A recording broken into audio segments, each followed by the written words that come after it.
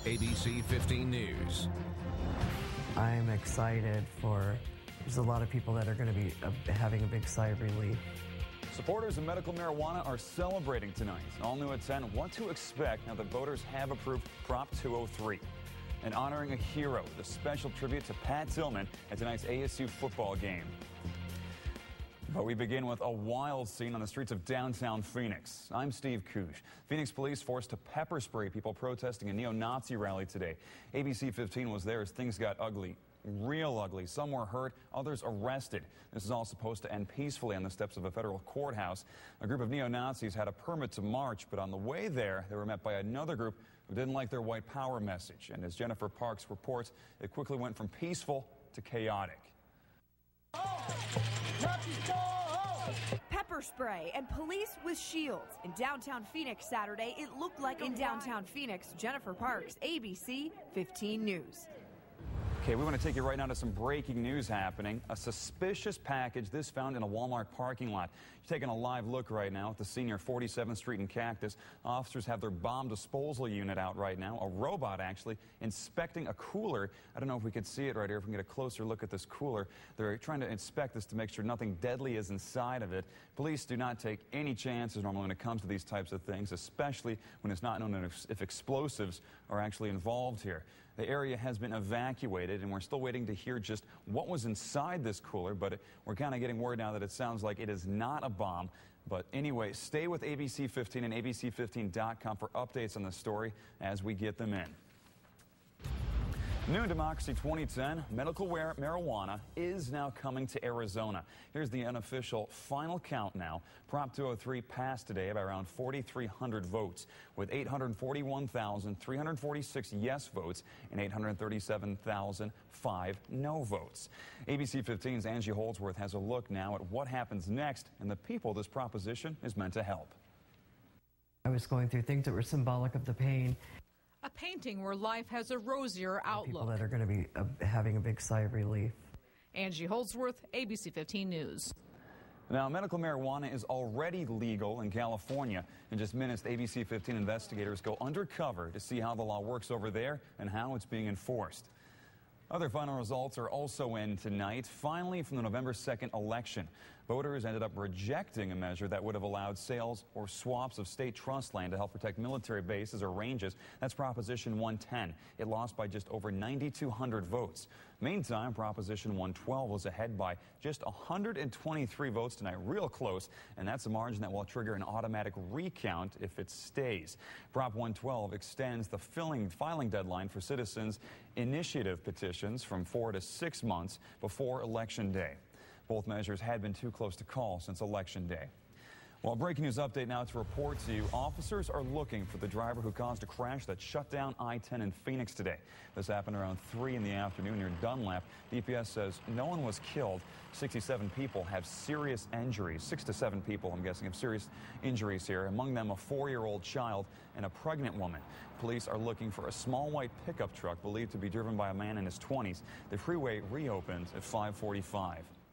We are still waiting to learn the name of the person killed on the I-17 this morning. Investigators tell us a car rear-ended a semi-truck that was supposed to be stopped in the right-hand emergency lane, while the passenger in that car died at the scene. The interstate was closed down for some time while crews investigated the accident. Also new tonight on this Veterans Day weekend, remembering a number of Arizona's fallen heroes, but one in particular is still fresh in the minds of many people right now. We're talking about former Sun Devil, Cardinal, and soldier Pat Tillman. He just received a very special honor for his courage on the playing field. He was a man of speed, power, and passion, marching up and down yard lines on the football field. His love of the game only overshadowed by his love for his own country, a love that he would give his life for in the mountains of Afghanistan. But today, back at the ASU football stadium where he made a name for himself, Pat Tillman's legend will now forever live on.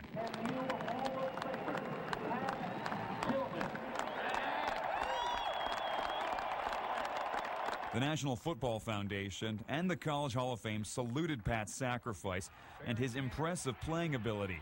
The organizations also announced Pat will be admitted to the College Football Hall of Fame now. In between the action of ASU's Saturday game, tens of thousands of Sun Devil fans rose to their feet to cheer and remember the fallen veteran. Before leaving for the Cardinals and later enlisting in the military, Pat finished his college career with 230 tackles and numerous awards to his name. But it's this award tonight that tops off his list of athletic achievements. Hero, linebacker, veteran, and now College Hall of Famer, Pat Tillman. Pat Tillman will be inducted officially into the Hall of Fame as a member of the 2010 class. The community comes together to help another hero. Family and friends holding a benefit car wash today in honor of Private First Class Joshua Bullis. You may remember we introduced you to the 21-year-old in September after he lost both of his legs and an arm while fighting overseas in Afghanistan. His family tells us they will soon be going to San Diego for the next part of Joshua's therapy.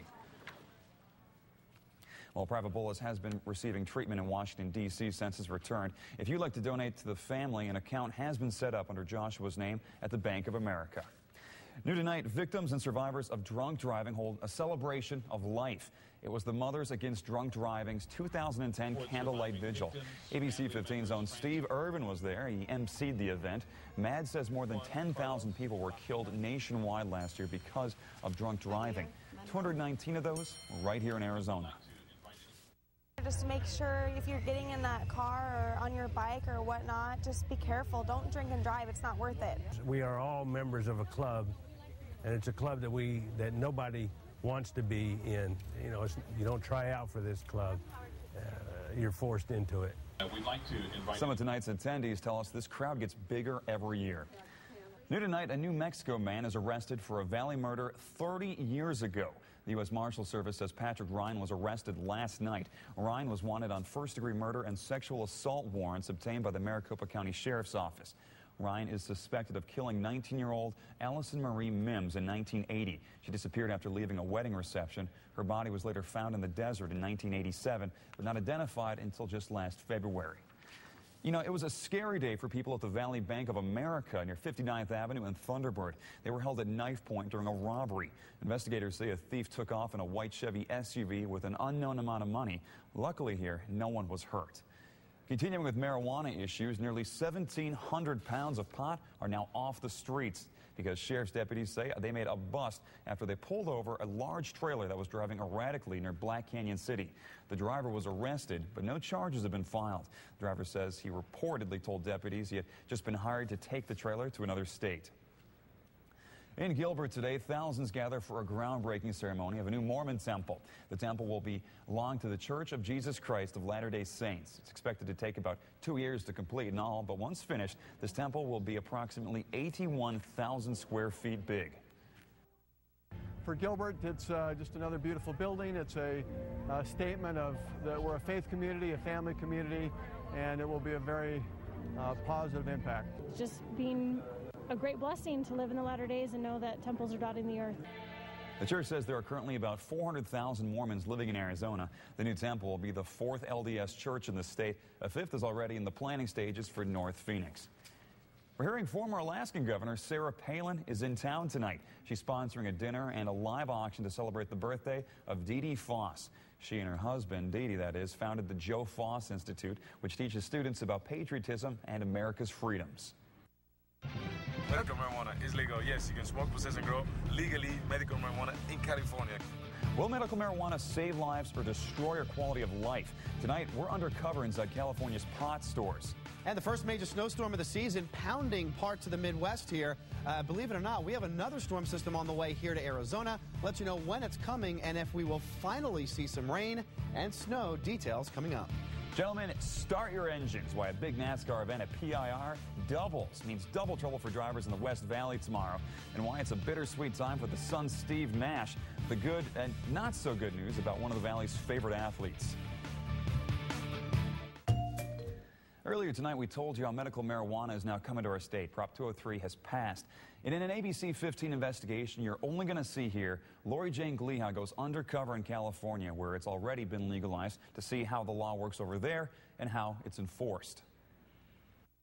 Medical marijuana is legal. Yes, you can smoke, possess, and grow legally medical marijuana in California. Finding the Kush Doctor. Going to abc15.com. Just click on News and then Investigations. I'm investigator Lori Jane Gliha, ABC 15 News. Hey, it's that time of year again where Oompa can be heard throughout the Scottsdale Civic Center. The Festival of Greece continues through tomorrow. Admission and parking are both free, but proceeds from those gyros or Slovakia you eat, I think that's how it's pronounced, are going to benefit Camp Agape, which sponsors the Kids in Cancer Camp. Well, one important question is, people going to the Greece Festival tomorrow, are they going to want to, maybe put some mittens or a hat on? Not going to be that cold. I mean, it is snowing like crazy in the Midwest right now up in Minnesota, but we had some severe weather yesterday, Steve, in Texas. We'll take you there right now. This is in Greenville, where a tornado touched down briefly. Now, did some damage to that roof right there, flipped it right off there. Now, despite the damage, no reports of any injuries. They had 70 to 80 mile an hour winds and some very heavy rain, and even some baseball-sized hail are being reported in parts of the state. Then it changed to snow up in Amarillo. Speaking of that snow we talked about in the Twin Cities, take a look at this. The first major snowstorm of the season coming in over the weekend. Too bad it didn't come in on Sunday night. Kids would have had a snow day. But anywhere from 8 to 12 inches of snow. You can see folks digging out. Sunny, highs near 80. Looking pretty nice, Bill. A traffic alert to warn you about tonight. A double whammy here for drivers in the West Valley. NASCAR and Cardinals coming out. Tens of thousands of NASCAR fans descending on PIR for high-octane racing, and the racetrack isn't far away from the University of Phoenix Stadium. That is where the Arizona Cardinals will be playing tomorrow. Arizona's traffic specialist Michael Haggerty explains what you need to know to avoid a major traffic headache. 13 miles of freeway and county roads. That's all that separates Phoenix International Raceway and University of Phoenix Stadium. And late Sunday afternoon, the largest NASCAR event of the year and a sold-out NFL game between the Arizona Cardinals and the Seattle Seahawks will end at about the same time. It's a recipe for big traffic tie-ups. And despite both venues being experienced with getting large crowds out the gate and on the way home, there's bound to be some trouble. Best advice? Avoid I-10 in the West Valley if you can. The Arizona Department of Transportation says it will close I-10 at Avondale Boulevard periodically after the NASCAR race to allow large groups of race fans to get onto the freeway. And some of the Cards fans leaving the game will go south on Loop 101 to the I-10, adding to the congestion. Plus, the 101 itself is likely to load up in both directions. Consider using I-17 for your north-south travel rather than the 101 on Sunday afternoon and evening. ABC 15 will be providing constant traffic updates Sunday afternoon on our GoAZ Twitter account. You can follow that live just by going to abc15.com and clicking on the traffic tab at the top of the homepage. Michael Haggerty, ABC 15 News.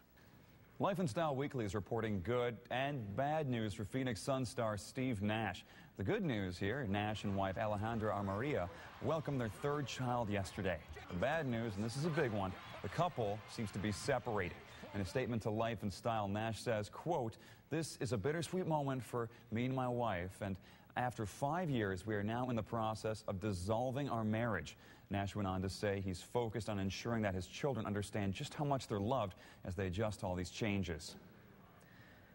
Well, Arizona State coming up short against Stanford. Hear what Dennis Erickson is saying about the Sun Devils likely missing out on a bowl game.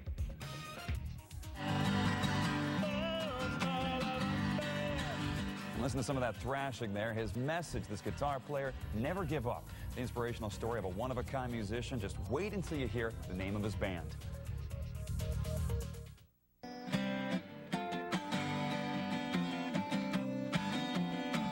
That's one way to rock out. Finally tonight, an inspiration in Joplin, Missouri. Tony Melendez was born without arms, but that hasn't prevented him, as you can see there, from playing the guitar. He just uses his feet. Tony performs for students in his hometown with his message of never give up. He has also performed in 42 different countries in all 50 states. The name of his band, though? Toe Jam. Very creative, very creative. So I got rid of the Pearl and Pearl Jam and put Toe Jam. Yeah, just Toe Jams. The Pearl Jam, Toe Jam. And there's a guy that plays the piano with his feet that's amazing also. I mean, this guy is awesome. Yeah, just to try to do that yourself, huh? No. Incredible. Yeah. All right. Well, thank you very much for watching tonight. And as Bill Bellis told us, it's chapstick weather outside. Nice. Have a good one.